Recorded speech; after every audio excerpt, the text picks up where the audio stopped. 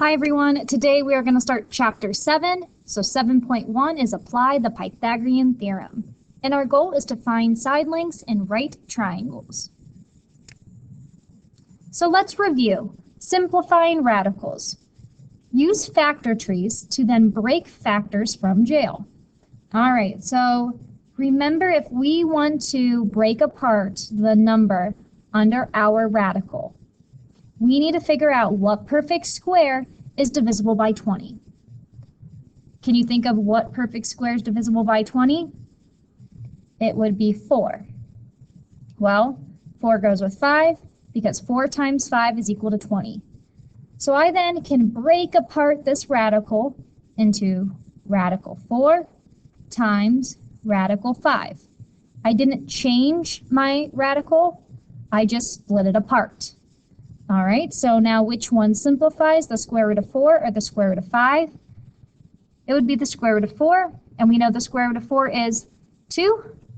Radical 5 stays as radical 5, so I just simplified the square root of 20 into 2 radical 5. You can double check this by plugging it into your calculator. If you plug in the square root of 20, you will get the same number if you put 2 times the square root of 5.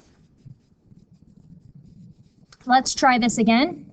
So I have the square root of 45. What perfect square is divisible by 45? And we get 9. And we know 9 times 5 is 45. So I'm going to rewrite the square root of 45 as the square root of 9 times the square root of 5.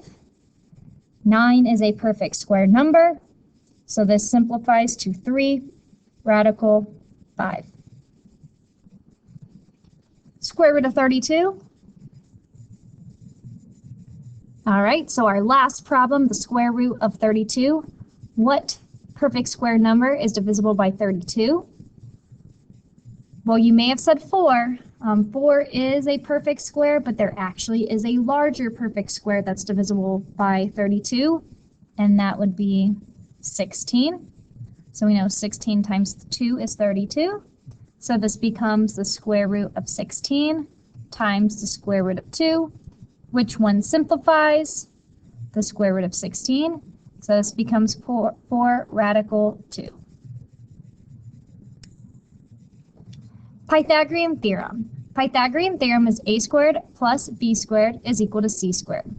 The Pythagorean theorem is only true for what type of triangles? Right triangles. So here is a right triangle. We see it's a right triangle because of the 90-degree angle. A and B are our legs. It doesn't matter which one you use for A and which one you use for B, you'd still get the same answer. What is very, very important is the C. The C is the hypotenuse. An easy way to figure out which side is the hypotenuse is to look at your 90-degree angle and draw an arrow to the opposite side. The hypotenuse is the longest side of a triangle, which means it has to be across from the largest angle, which is 90. Find the length of the hypotenuse. Find the length of the hypotenuse of the right triangle. We want to write our answers in the simplified radical form. All right, so let's first write out our A, B, and C. So I'm going to say that 8 is equal to A. B is going to be 6, and we know that X is C. So Pythagorean theorem is a squared plus b squared is equal to c squared. A we said is 8, B we said was 6, and C is X. I can actually plug this right into my calculator. 8 squared plus 6 squared. We end up getting 100 is equal to x squared. But I don't care about x squared. I care about the value of x. So I need to square root each side to get x by itself. And the square root of 100 does simplify to a pretty number. If you plug that in your calculator, you get 10 is equal to x. Let's try this again. We're going to identify the unknown side as a leg or hypotenuse, and then we're going to find that side length. So if I look at number 1, I'm going to start out by looking at my 90-degree angle and draw a line. So right away I know 5 is my hypotenuse, which means x is going to be my leg. So I will call this A, this B, and this C. So let's plug that into the Pythagorean theorem. So I get x squared plus 3 squared is equal to 5 squared.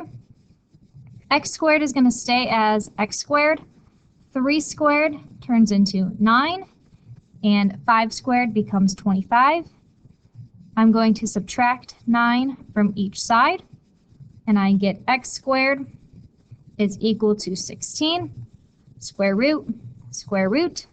So x is equal to the square root of 16. If you plug that in your calculator, you get 4. All right, number 2. I'm going to start at my 90-degree angle. I'm going to draw my arrow. So I see then that x is our hypotenuse, so, which means it has to be C. So I'll call this A and this side B. So here we go. I have 6 squared plus 4 squared is equal to x squared. So 6 squared becomes 36. 4 squared becomes 16. That is equal to x squared. I'm going to combine these together. I get 52 is equal to x squared. Square root. Well, if I put the square root of 52 in my calculator, I do not get a pretty number, which means I need to simplify my radical. So looking at 52, what perfect square is divisible by 52? Well, it'd be 4, and we know 4 times 13 is equal to 52. So I can then change this to the square root of 4 times the square root of 13. And this simplifies because the square root of 4 is really equal to 2. So 2 radical 13 is my final answer.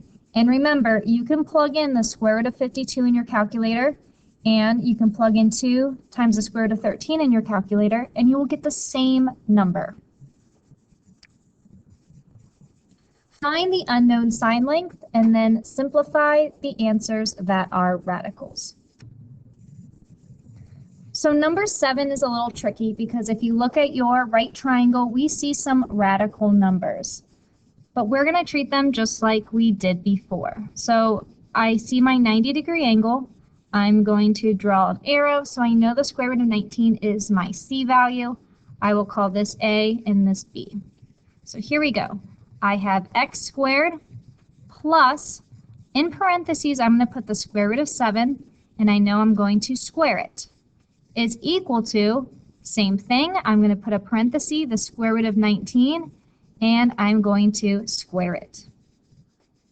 So let's simplify this. X squared just stays as x squared, plus, if you have a square root and you are squaring it, those actually cancel out. And you can see this if you plug this in your calculator, just as shown.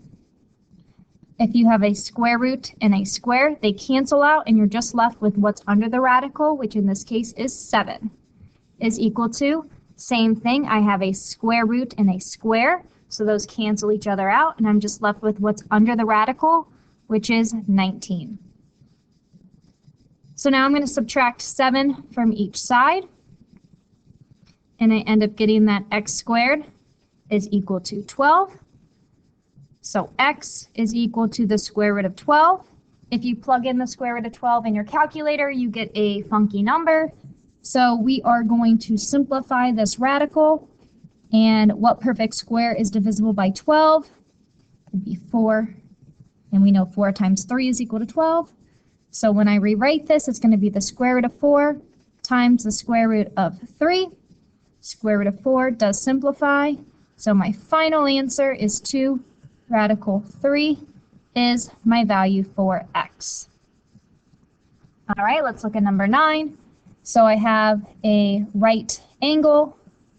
I'm going to draw an arrow to figure out that x is C, this is A, this is B. So I have 6 squared plus 5 squared is equal to x squared. I can plug this right into my calculator. I end up getting that 61 is equal to x squared. So the square root of 61 is equal to x. Now if you plug in your calculator, the square root of 61 is something funky. So let's break this apart. What perfect square is divisible by 61? Well, there isn't one. So this actually does not simplify the radical at all, and that may happen. So the square root of 61 is our final answer, and I'm done. Here's a real-world problem. So the top of a ladder rests against a wall, 23 feet above the ground. The base of the ladder is 6 feet away from the wall. What is the length of the ladder? All right, so let's look at some things it's asking us. We know that the top of the ladder rests against the wall, and it's 23 feet away from the ground, meaning that the height here is 23. We know that the base of the ladder is 6 feet away from the wall, so this is 6. I'm trying to figure out what is the length of the ladder. So if I draw my arrow, I know that that length is going to be my C value. So I'm going to have 6 squared plus 23 squared is equal to x squared. I can plug that right into my calculator, and I get 565 is equal to x squared, square root each side. Now I end up getting that the square root of 565 is equal to x, but we are talking about length, and for length you can have a decimal. So if you plug this into your calculator, you will get approximately 23.77 feet. And we're going to keep our answer like that. Rather than having a simplified radical form, which doesn't really make sense with a length, we're going to keep this as a decimal. So that is my answer. Next, we're going to talk about the area. So we want to find the area of an isosceles triangle with the side lengths 10 meters, 13 meters, and 13 meters. Let's review that the area of a triangle is area is equal to 1/2 the base times the height. So if I look at my triangle here, I see that we are missing the height, but I do know that I have 2 right triangles here, so I can figure out the height by using the Pythagorean theorem. So I have h squared plus 5 squared is equal to 13 squared. I can plug in 13 squared minus 5 squared in my calculator, and I end up getting that x squared is equal to 144, meaning that my height then is equal to 12. So if I have the height, I also have my base. I can now plug that into my area formula. So 1/2 my base, which is 5, times my height, which is 12. And this then is equal to 30. So the area of this triangle is equal to 30. Let's try this again. We're going to try to find the area of this triangle. So I need to figure out what is the height, because area is equal to 1/2 base times height. So let's focus on just one of the right triangles, and I'm going to actually redraw this. So I have a height that I'm looking for. I know that this is 18. This is a right angle. If the entire base of the large triangle is 30, what is the base of half the triangle? It would have to be 15. So we're going to use the Pythagorean theorem to solve for h. And if we plug this in, we're going to get h squared plus 15 squared is equal to 18 squared. Plug this in your calculator, you end up getting that h squared is equal to 99. So h is going to equal the square root of 99. Now, I could simplify this, but I'm going to keep it as the square root of 99 because that is my most accurate answer. So I know that the height of this triangle is the square root of 99. So now I need to figure out what is the area of this large triangle, the blue triangle. So area is equal to 1/2. My base is 30 because I'm talking about the large triangle. And my height is the square root of 99. So you're just going to plug this right into your calculator, and you will get a funky number, but that's okay. So area is equal to approximately 149.2 feet squared. Let's try this one more time. So find the area of the figure. We're going to round the decimal place to the nearest tenth, which is just 1 decimal place. So I need to figure out my base of the triangle. So I'm going to use the Pythagorean theorem. And I know 10 is my hypotenuse. So 7 squared plus x squared is equal to 10 squared. So 51 is equal to x squared. So the square root of 51 is equal to x. So now I'm going to plug that into my area formula. So area is 1/2 times the base, which is the square root of 51, times the height, which we know is 7. Plug this right into our calculator, and we get 7.8 feet squared. And we're done. We actually get for the area, I'm sorry, I don't even know what numbers I plugged in. But if we plug 1/2 times the square root of 51 times 7 into our calculator, you really get 24.9999 feet squared. But it did say the nearest tenth. So we actually would round this up to 25.0 feet squared. And that is my final answer. The last thing we're going to look at are the Pythagorean triples. So a Pythagorean triple are a set of 3 positive integers, a, b, and c, that satisfy the equation for a squared plus b squared is equal to c squared. So the common Pythagorean triples are the ones highlighted: 3, 4, 5, 5, 12, and 13, 8, 15, and 17, 7, 24, and 25, and then below are some of their multiples. Now, you don't need to memorize these, but these will just, if you notice them, you know right away that that the triangle is a right triangle, or you could figure out the sides. I'm just kind of showing you this. If you want to write them down in your notes, that's fine. If not, that's okay too. But I just want you to be familiar with the highlighted Pythagorean triples because it may help you in the future.